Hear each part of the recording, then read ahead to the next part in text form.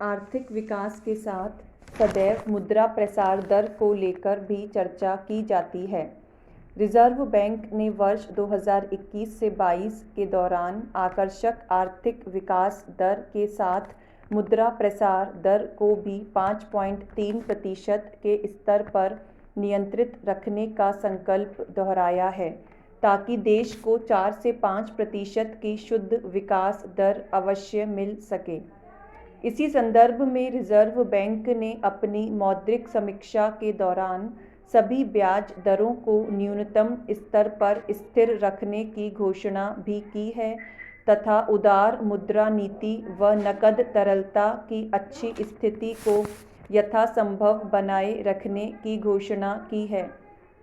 लगातार 8वीं बार समीक्षा के दौरान ब्याज दरों में वृद्धि संबंधित कोई निर्णय नहीं किया गया है, क्योंकि कम ब्याज दर के साथ धन की उपलब्धता सुनिश्चित किए जाने से उत्पादन लागत में कमी के साथ देश में उपभोग व निवेश को भी प्रोत्साहन मिलने की संभावना है। देश तेजी के साथ कोरोना के दुष्प्रभाव से बाहर निकल रहा है। अधिकांश विकासशील देशों ने भी फिलहाल कोरोना से संघर्ष करते हुए वित्तीय प्रोत्साहन को जारी रखते हुए ब्याज की दरों को स्थिर रखने का ही कार्य किया है और संकट के दौरान यह निर्णय उचित भी है। ऐसे हालात में आज भी कुछ विशेषज्ञों का कहना है कि 5% की वर्तमान मुद्रा प्रसार दर अधिक है और रिजर्व बैंक को इसे रोकने के लिए उपाय करने चाहिए,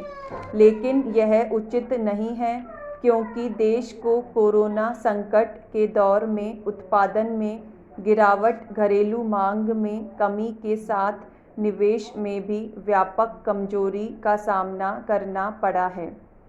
ऐसे हालात में रिजर्व बैंक केवल मुद्रा प्रसार दर को नियंत्रित करने के लिए ब्याज दरों में वृद्धि की घोषणा करता है तो इसके अर्थव्यवस्था पर गहरे प्रतिकूल प्रभाव देखने को मिल सकते हैं। गत 18 माह की अवधि में भारत की औसत उपभोक्ता मुद्रा प्रसार दर 55% के स्तर पर रही है और यह स्थिति रिजर्व बैंक के निर्धारित 2 से 6% की सीमा में ही रही है। गत सप्ताह मुद्रा प्रसार दर समीक्षा के दौरान 5.3% मुद्रा प्रसार दर का संकेत दिया गया था। इसी तरह कोर मुद्रा प्रसार दर 18 माह की अवधि में, जिसमें उतार चढ़ाव पूर्व खाद्य पदार्थों को शामिल नहीं किया जाता है, यह मुद्रा प्रसार दर भी 6% से नीचे ही रही है। हालांकि खाद्य पदार्थ मुद्रा प्रसार दर कुछ अधिक अवश्य ही रही है। अब तक के आंकड़े यह कहीं संकेत नहीं देते हैं कि भारत को बहुत ऊंची मुद्रा प्रसार दर का सामना करना पड़ रहा है,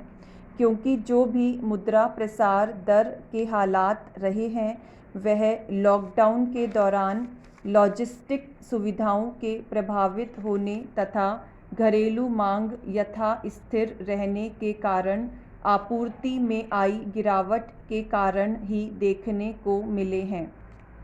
अब हालात बहुत सामान्य हो चुके हैं।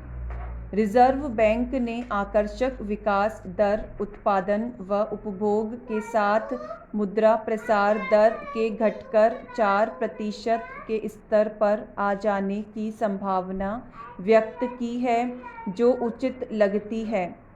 विश्व स्तर सप्लाई चेन भी कोरोना के कारण प्रभावित हुई है,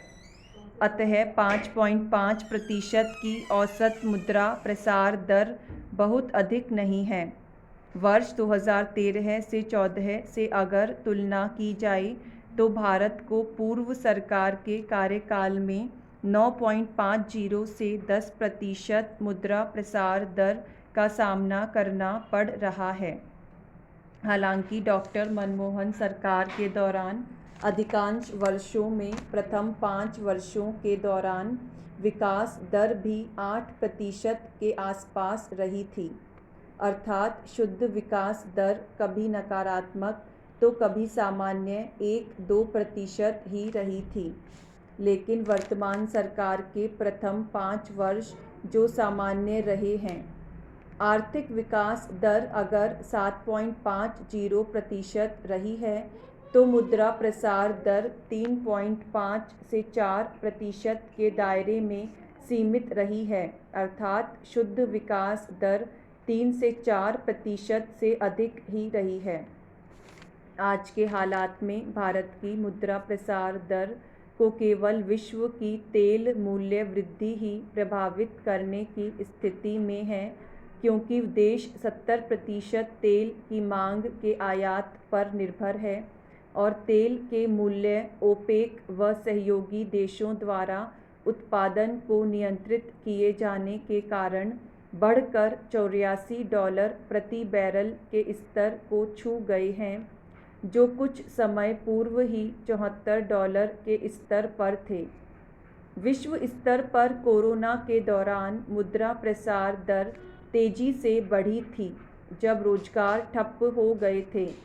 उत्पादन प्रभावित हुआ था और समग्र स्तर पर आर्थिक हालात कमजोर हो गए थे। अमेरिका, यूरोप जैसे विकसित देशों में भी मुद्रा प्रसार दर बहुत तेजी से बढ़ी थी, लेकिन समय पर खाद्यान्न की आपूर्ति, देश के करोड़ों लोगों के बैंक खातों में नकद हस्तांतरण के चलते भारत में मुद्रा प्रसार दर कभी भी 6% से आगे नहीं बढ़ पाई थी।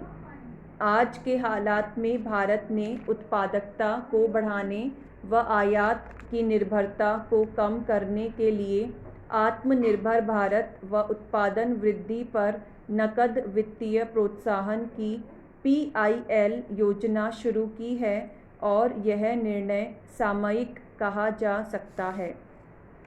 ठीक इसी प्रकार विश्व समुदाय को तेल उत्पादक देशों पर भी दबाव बढ़ाकर तेल के उत्पादन में मांग के अनुरूप वृद्धि करने के लिए दबाव बढ़ाना चाहिए, ताकि तेल मूल्य वृद्धि को नियंत्रित किया जा सके। भारत ने तो दीर्घावधि की योजना के अंतर्गत